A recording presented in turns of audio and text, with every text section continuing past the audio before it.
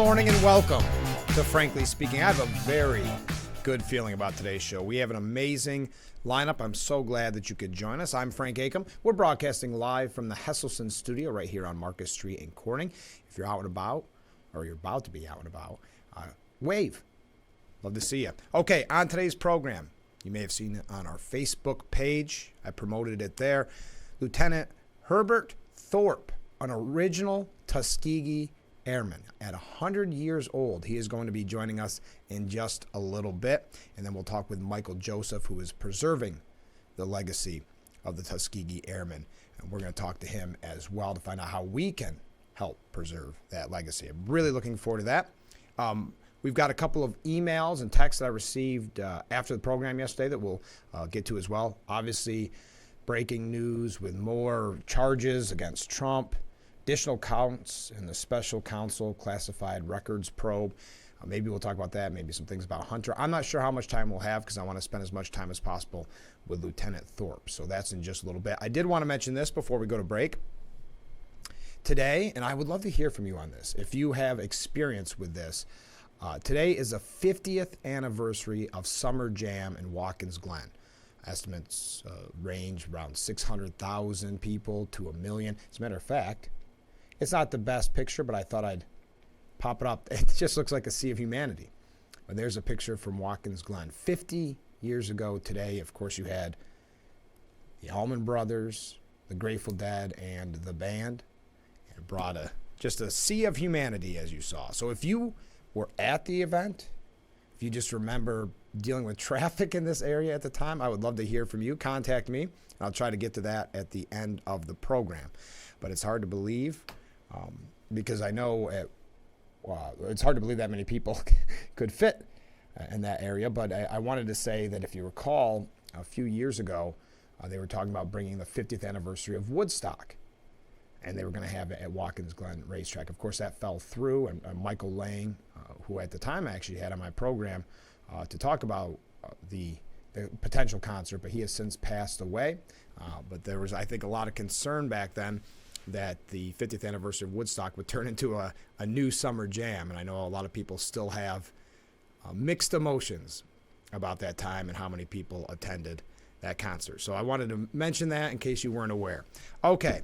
When we come back, no, you know what? No, let's first go to the emails and texts. I do have a second because our next segment is going to be with Lieutenant Thorpe. But I received a couple great emails and some comments from conversations we had yesterday on the program. So we'll go here first. I'm afraid if Biden dropped from the race, we could see a Michelle Obama, Gavin Newsom ticket. Could cause a very different political landscape. And that is a very good point. Because we know Gavin Newsom is making some moves. He's trying to be presidential. He's wanted to run for president for a long time. And he's not going to face Biden if Biden does stay in it. And I only say that because there is some speculation with Hunter. And, is he the best candidate? And they don't. Obviously, the party does not want Kamala Harris. She has not been effective as vice president. And isn't that popular? Many people forget the fact that she never even received a vote in the primary.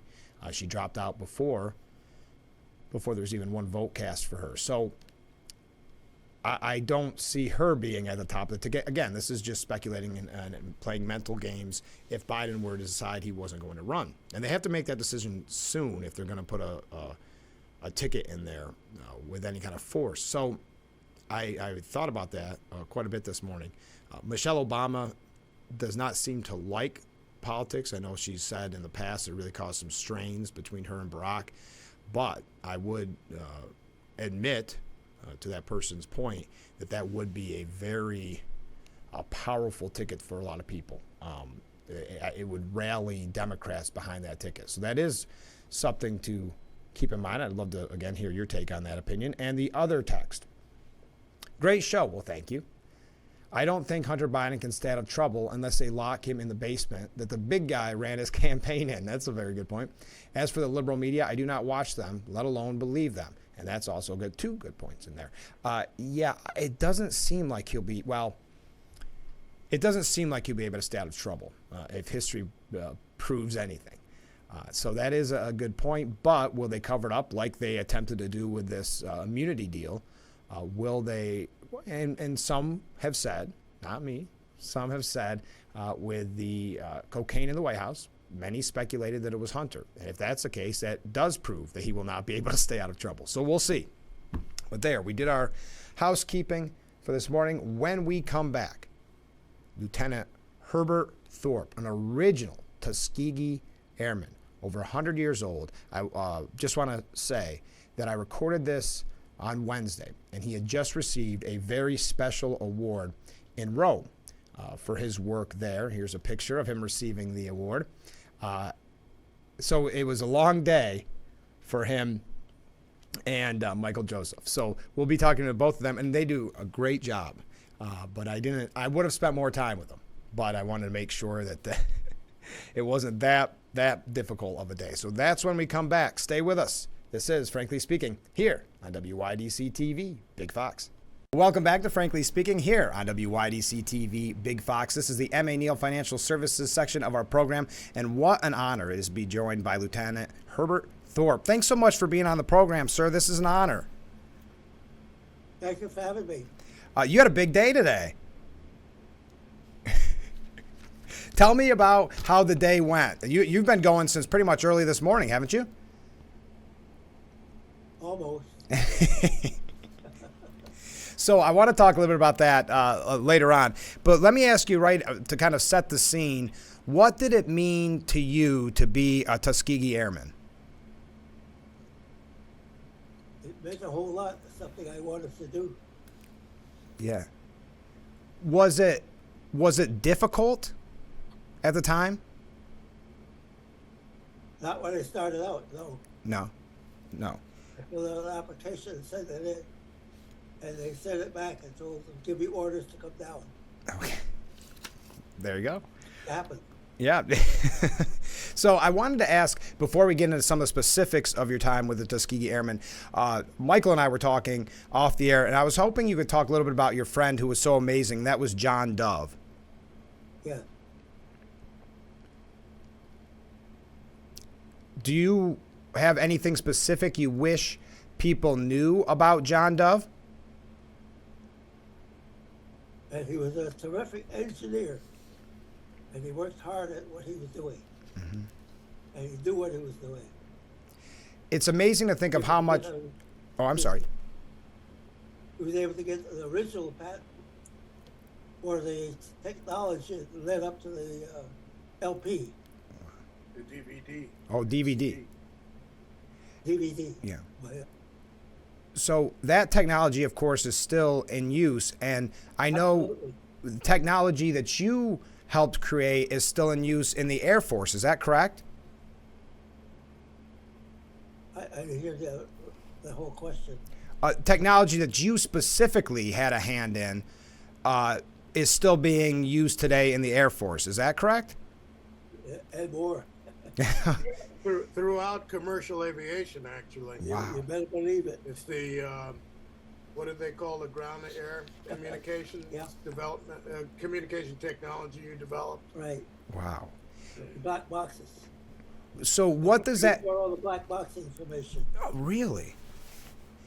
So what does that mean to you, to know that, for lack of a better word, legacy lives on? Well, it means that the Dove family did not reap some of the benefits of the technology that's going on today. Yeah. It's $1 billion industry. Mm-hmm. And the most that he got out of it was the original patent Yeah. that led up to that technology. So that's John Dove's technology. Right. But he's asking about your technology, which is the basis for some of the air traffic controls that are in place today. Well, that was a different section of the Rome Air Development Center. That was called the Radar Division. Okay. And one of their sections was set aside to develop a beacon technology for communicating with with all aircraft in flight. To have them report back to the control tower where they were located, altitude, all kinds of information that they needed to make sure they're on the right track. When your time working at the laboratory, which you return to today, what was your day-to-day life like there as compared to your time with the Tuskegee Airmen? Oh, a lot different. Yeah. What was one more difficult? Tuskegee Airmen was like going to school, Yeah. but it didn't last that long. Right. Being in the beacon technology industry, you had a lot more to contend with because the enemy would try to intercept the beacon signals and decode what you were trying to, what kind of information you were trying to get from the aircraft, where they were located, and so forth. Yeah. And a question was with the beacon technology section was to develop equipment that would make it difficult for the enemy to find out that information. So I work with a lot of super engineers and technicians, and we developed all kinds of circuits to avoid all of that. Wow. And the technology led to the what's known as the air traffic control beacon system, which every aircraft that flies today has to have with it. That's amazing. And I want to go back to the Tuskegee Airmen real quick. What led to the decision from you to become a pilot for B-25s? Is that a choice you got to make, or that was a choice you were forced into? It was more of a choice I was forced into. I went from Tuskegee. Tuskegee flight school was conducted in 3 parts: primary, basic, and advanced. And I went through the primary basic, and they chose a group of us that said that you're more suited to multi-engine piloting. And after we finished our navigation bombardier schools, we got our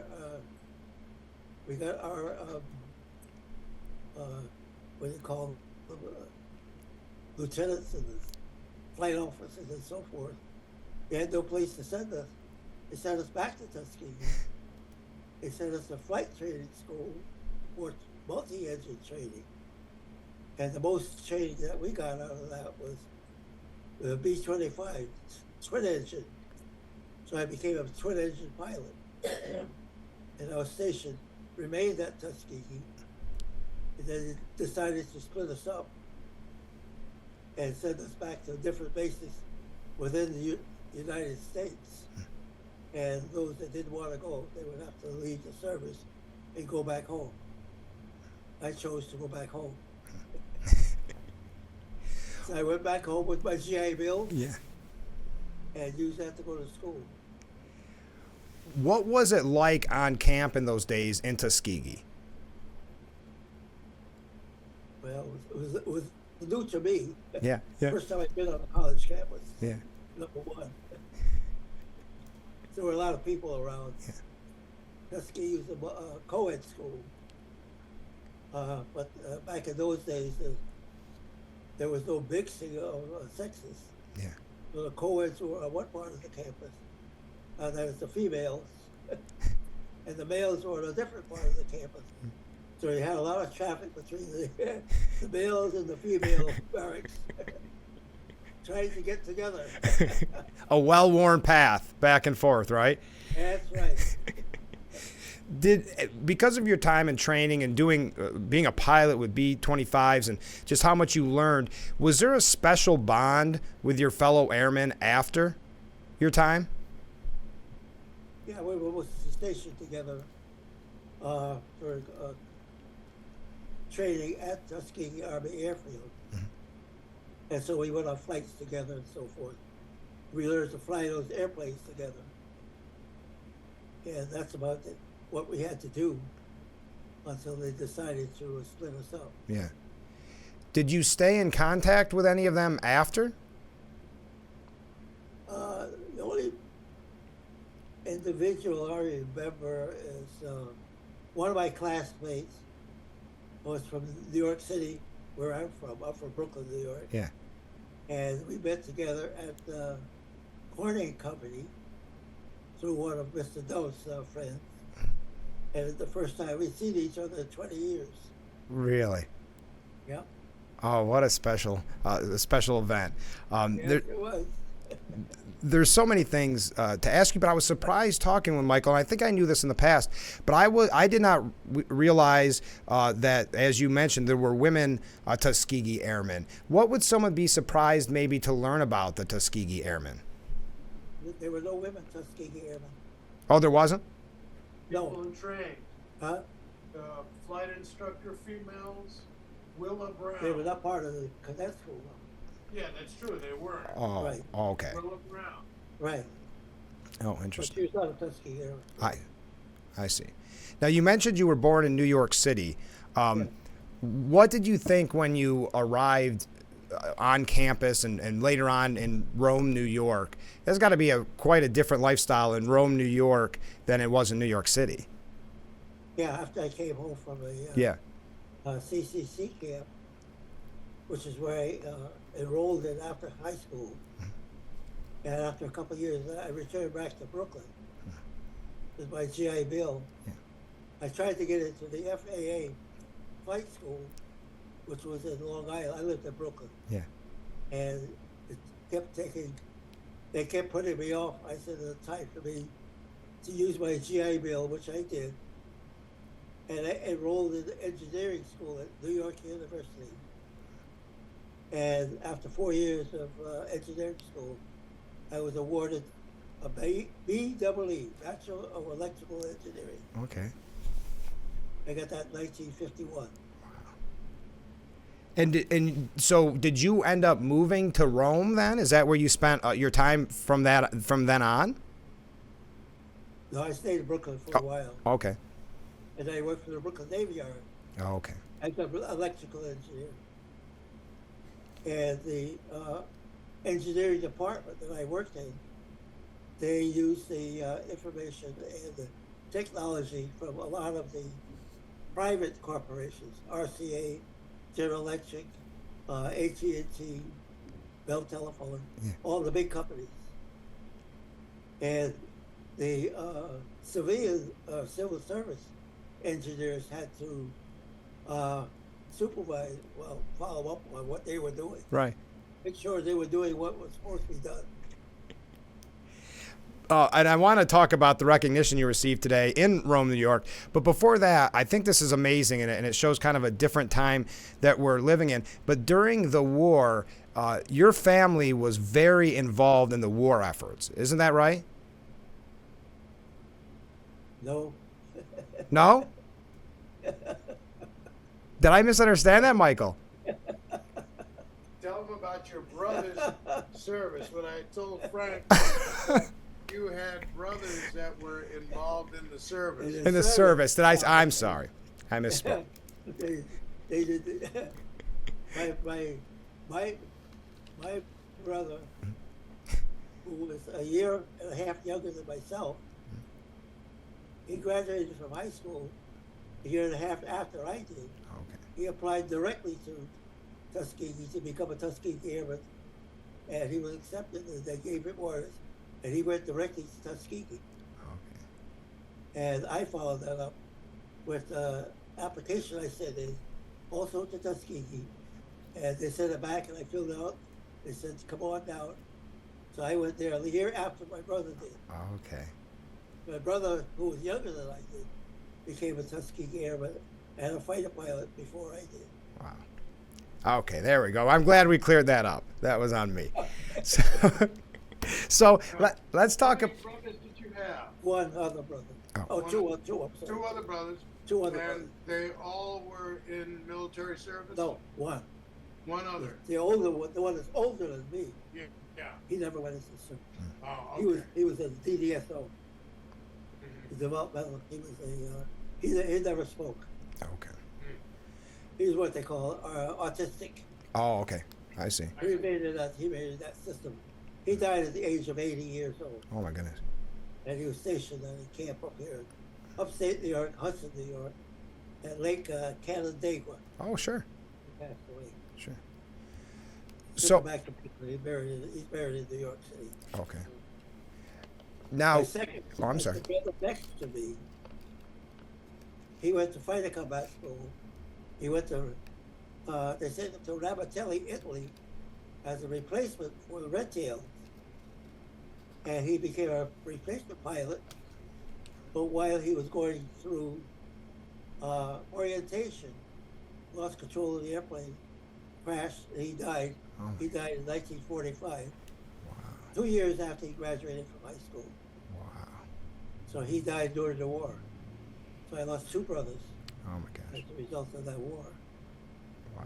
The third brother was younger than me. He was about 4 years younger than I am. He enlisted in the Vietnam War. He was a Vietnam veteran, Wow. and he returned as a Vietnam veteran, retired as a Vietnam veteran. Wow. So a couple of things about today, because you got recognized in Rome. How did that go, and how did that feel? That's very, very interesting. Yeah. I didn't expect to Yeah. be a recipient of anything like that. Yeah. I know I worked with a lot of the people that did that kind of work. And he says, well, if they got recognition for that, what they did, I should get recognition also for the help that I gave them. Yeah. That's more or less how that came about. And how important was it, or what did it mean to you to have your family there, your daughter, your granddaughter, your great granddaughter, be a part of this special event? Yeah, very interesting. Yeah. Yeah. They were kids when all that happened. when my daughter graduated from high school, Yeah. in 1971, that was the year we drove across country and back. And when we got back to Rome, we got back to Rome. That was the year that I decided to continue with the Air Force Lab at Rome Air Development Center. Applied, got accepted, told me to come up. They offered me the job, and I took it. I arrived here in 1960 Okay. in Rome, New York. Yeah. I've been here ever since. Well, when you go to the laboratories today to receive your award, how much has it changed from 1960 till today? A whole lot. I don't recognize the place at all. Yeah. And all those streets and all those buildings. Yeah. Oh, isn't that? I'm sure that's amazing. I know you've had a busy day, so I'm not going to keep you much longer. Can I ask you just a couple more questions? Sure. Okay. When you look back at it, what do you think the legacy of the Tuskegee Airmen will be? It will be, well, twofold. That the Army looking for people to become airmen Mhm. was not easy. Yeah. And they went through a lot to become airmen. The other thing is that President Roosevelt, who was the president at the time, his wife, Eleanor Roosevelt, came to Tuskegee, and she said, I want to ride with one of the black instructors.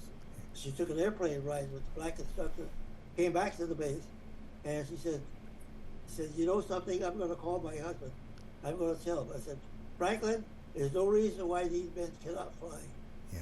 And so Franklin issued the order for the Army to develop a way to include black soldiers, black fighters in the airman program. And that's what he did. Yeah. And he did that in 1945, 2 weeks after my brother passed away. FDR died 2 weeks after. Huh? Brother. Yeah, FDR. FDR, died. yeah. Yeah. That's right. Right. Wow. Franklin Delano Roosevelt, and his successor was Harry Truman. Yeah. And so he did not integrate the armed forces until 1947. And he said there shall be no more integration of the armed forces. And he developed a new department called the Department of Defense, which included the four services: Army, Navy, Marine Corps, and the what they call it, the Civilian Corps, I guess they call it. And they were part of the Department of Defense. What would you want people to know about the men that you served with? But they were all brave men, and they did what they were told to do. They were asked to learn how to fly. They learned how to fly, and they knew how to fly, and they developed the skills that were needed to fly in combat. They went ahead and did that, and they remained in combat until the war ended in 1946. 45. It's 40, I'm sorry, you're right, 45. 1945. I remained at Tuskegee one more year. I came over in 1946. Yeah. Right. So when you look back at the amazing things we've learned about you and your history, final question here, what has been your proudest accomplishment? Excuse me, What's been your proudest accomplishment? proudest accomplishment? Well, I remained at Tuskegee, I mean at the Rome Air Development Center until 1982, when I retired from the civil service. And I guess my proudest accomplishment would have been lasting from 1960 to 1982. Yeah. As an engineer, electrical engineer at the Rome Air Development Center. And from then on, I became an instructor at the Mohawk Valley Community College. And I would get involved with students coming out of high school who wanted to go into special programs. And I mean, you were active or are active in the community as well. I understand that you were a charter member of the NAACP in Rome. Right? Yeah. Yes. 1971. Okay. Well, I want to thank you so much for giving me so much time, because I know you've had a very busy day today. This has been such an honor, so I really appreciate you doing this. Well, thank you. Thank you for having me, and thank you for the interview. Of course. And before I go to break, Michael, can I put you on the camera after the break and we talk to you a little bit? Yeah, that's fine. All right. We'll be right back with Frankly Speaking here on WYDC TV. Big Fox, stay with us. We are back with Frankly Speaking here on WYDC TV, Big Fox. I'm your host, Frank Acom. We're broadcasting live from the Hesselson studio, and this is the M.A. Neal Financial Services section of our program. We're being joined by Michael Joseph. Joseph, I know you made it, Michael Joseph, I know you've made it a major goal of yours to preserve the legacy of the Tuskegee Airmen. How are you accomplishing that goal? I'm a member of a nationwide organization called Tuskegee Airmen Incorporated, Right. TAI. TAI is comprised of over 2,500 members, Wow. 50 chapters nationwide, and that organization was founded by the Tuskegee Airmen. And its main focus is making sure that Americans know the history of these men, both men and women, that served during World War II as fighter pilots, crews, physical therapists, doctors, everything it took for a fighting organization to work, every job, every skill these people had. Yeah. 15,500 Tuskegee Airmen in all during World War II. Wow. And you think about, and I know you and I talked about this, but it's about the history. It's about the struggles. It's the good. It's the bad. It's not just a kind of a fairy tale version of what happened. Yes, that's right. The Tuskegee Airmen were operating in a time when the United States military was segregated. Right. Basically, there was a 1925 War College study that called African Americans inferior. And it was the official policy of the Air Force to not include black people in the operation of sophisticated military equipment such as the fighter planes of the day. So this experiment was put forward because America needed manpower. Right. Back then, when we were fighting Hitler, it was all hands on deck. This was world domination. That's what the Nazis wanted. And all persons were needed. So the Black Press, the sleeping car porters of the United States, these organizations fought for our place at the table, Right. to take part in fighting operations. And so the Tuskegee Airmen and other groups got together to see whether or not blacks could be effective in combat. And it turned out that blacks were highly effective in combat. That's why it's so important to continue to talk about the story of the Tuskegee Airmen. And you mentioned Tuskegee Airmen, Inc. Can anyone join that? Yes. The Tuskegee Airmen Incorporated is a non-military, non-political organization that exists to preserve that history and legacy of the Tuskegee Airmen. Most Americans know who the Tuskegee Airmen are through TAI. They don't know who TAI is, Right. but they know that the Tuskegee Airmen were the Red Tails, they were black pilots and crews. It was these men that after the war, when they came home and they had children, and the children would go to school and be asked, "What did your daddy do during the war?" Right. And they would say invariably, "Yes, my dad was a fighter pilot, or was a mechanic, or something like that in the war." And the teacher would say, "No, never happened." Why not? Because there were no books, articles. There were no teachings about what these men did during World War II. Wow. And so they would go into the schools. That's what started it. Yeah. Tuskegee Airmen going into the schools and saying, "Yes, I served in Italy. I flew a P-51 fighter plane. I shot down Germans. I did what it took to protect Air Force bombers." Right. And we were very successful. This is the crest of the Tuskegee Airmen Incorporated. Yeah. You'll see there is a P-40, a P-51, and a B-25. These are the primary aircraft that were flown by the Tuskegee Airmen. I'm a member of the Captain Claude B. Govan chapter. It's tri-state, New York, New Jersey, and Connecticut. I've been an officer and a member of Tuskegee Airmen, Inc. for over 36 years. Yeah. I want to, because we're just about out of time, and I know you've had a long day as well. I want to talk quickly about Faithful Pursuit Project, though, because I know that's very important. Yes.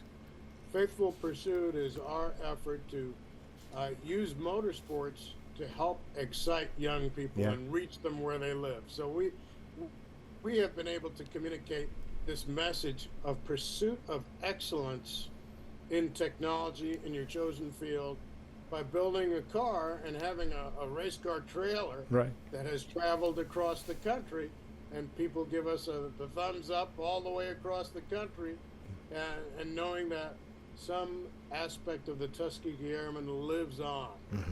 And Faithful Pursuit, it's a custom built twin turbo 69 Electra that was designed and built by myself, Gary Shaw, Dave Machuga, Tim Putman, and it's been very successful in helping us to share the legacy and story of the Tuskegee Airmen. I believe it. Where's the best place to find out more? Should we just search for Tuskegee Airmen, Inc.? Yes. Okay. Yeah. Well, I cannot thank you enough for setting this up for us. This has been a fantastic interview, and I hope we can talk again soon. Oh, thank you very much, Frank. And it was such an honor to be there at the Air Force Research Labs today with 100-year-old Herbert Thorpe, 4 generations of Thorpe family, as they help to acknowledge his contributions to the Air Force Research Labs. Yes. Well, thank you. We've got to go. We'll be right back with Frankly Speaking here on WYDC TV. Big Fox.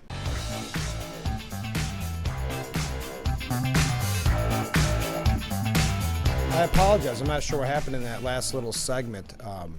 I guess we had no audio, and I appreciate you bringing that to my attention. You can always contact me.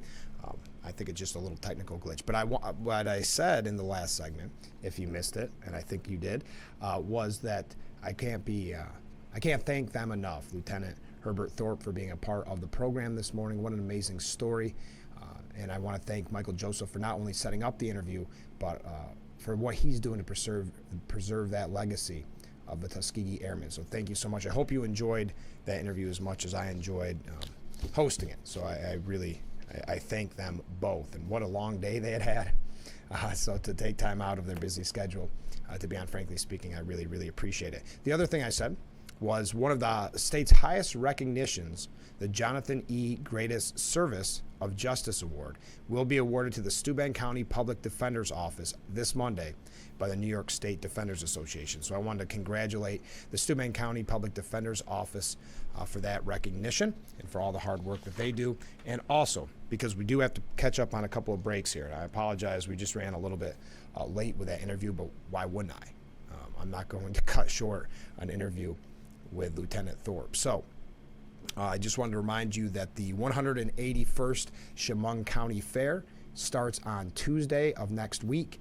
You can get your tickets still for Parmalee. There's not a lot left, so I'd hurry up and do it if you want to see Parmalee, and that's going to be a great show. It also features special guests Claudia Hoyser and Justin Rayner. That's on Wednesday. So it's not too late to get tickets, but I would do it sooner than later. Also, another quick announcement. Next week is a little bit different here on Frankly Speaking. We will have a live program every morning, but the program won't begin until after the coverage of the Women's World Cup matches. So most likely 8:15, the program will go on and will go till 9 o'clock. So there will be a live show every day next week, but it will be after that coverage of the Women's World Cup. Also on Friday, we go back, of next week, we go back to 7 a.m. So I hope that's not too confusing. Monday through Thursday, probably starting around 8:15, and then on Friday, back to our normal 7 a.m. schedule. So I hope that you'll join us. Let me take another break, and then we're going to try to get through as much news as we possibly can. Again, I'm saying, if you have a great story about Summer Jam at Watkins Glen, today is the 50th anniversary of that amazing concert. What a lineup. Allman Brothers Band, the Grateful Dead, and the band. And, of course, it was at the time the world's largest concert. Somewhere around 600,000 people attended. If you were one of those people that attended, or you had to put up with the traffic and put up with all the hippies coming to the area, let me know. I'd love to hear your story, and I'll read them at the end if we have time. So stay with us. We'll be right back with Frankly Speaking here on WYDC TV, Big Fox.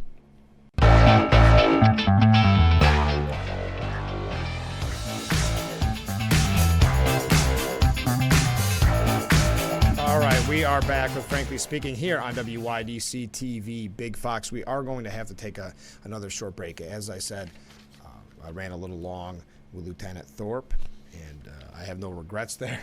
It's just that we're running a little late. Obviously, just some quick news bits. Trump charged with additional counts in the special counsel's classified records probe.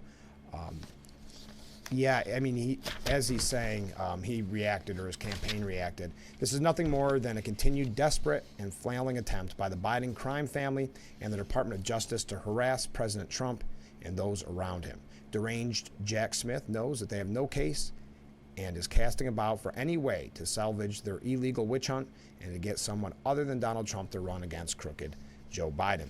And obviously, there's been a lot of criticism the last few days of the Hunter Biden plea deal. As we find out more, it was basically in Daily Mail out of the United Kingdom did a really great piece on it, showing how they tried to hide this blanket immunity, but the mistake they made was the judge wasn't in on it. So let's take another short break, and then we're going to wrap things up, and we are going to recap and just have a grand time. So stay with us.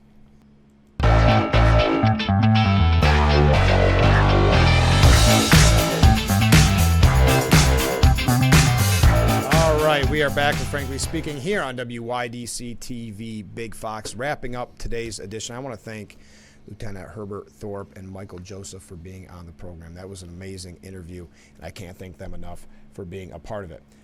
Just looking at our time, well, you know by now that at least the press secretary says that Biden won't pardon Hunter. Joe Biden won't pardon Hunter.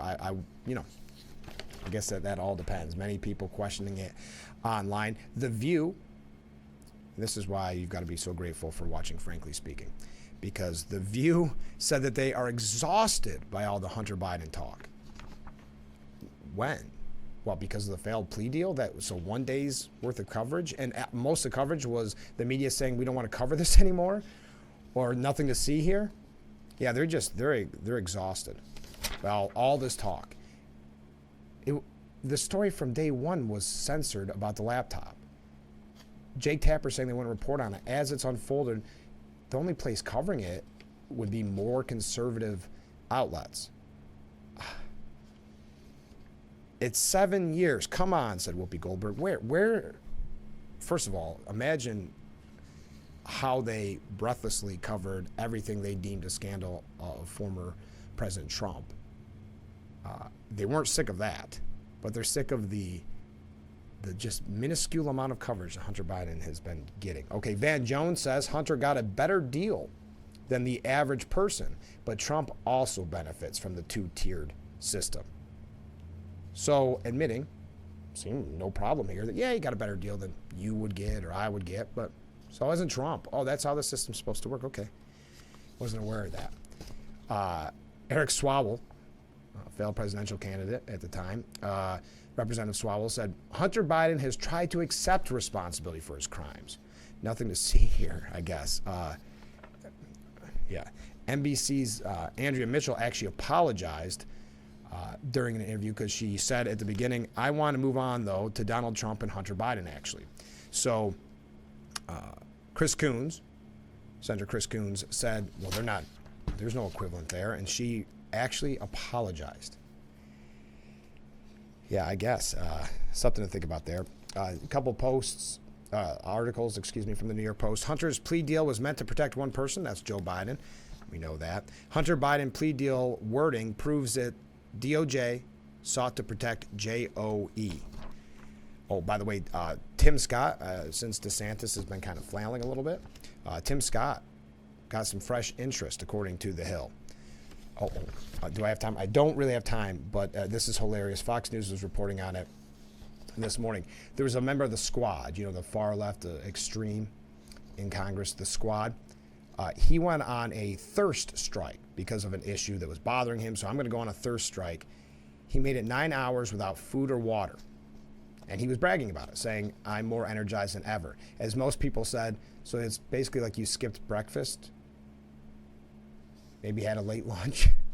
I guess that's something to celebrate. Anything to get the attention. Finally, the ruinous miseducation of Gen Z, who actually believe America is worse off today. That's an article by Brad Palumbo at the New York Post. I highly recommend it. We had those polls recently that showed you the lack of belief in the country, and now we're learning they believe it's worse now than it was 25, 30, 40, 50 years ago. And they're paying a lot of money for that kind of education in college. That is it for today's edition of Frankly Speaking. Again, we will be on live all next week, but it will be a little bit later than normal because of Women's World Cup Soccer, So after the coverage of that, right around 8:15, unless there's a lot of overtime, we will be on live. So please don't miss it and keep that in mind when you work on your schedule. Also, that will change on Friday. We'll go back to our normal 7 o'clock time. And it looks like right now that the guests, plural, on Friday are going to be amazing. So have a great weekend, everyone. And we'll be back Monday morning with Frankly Speaking here on WYDC TV, Big Fox. Thanks for joining us.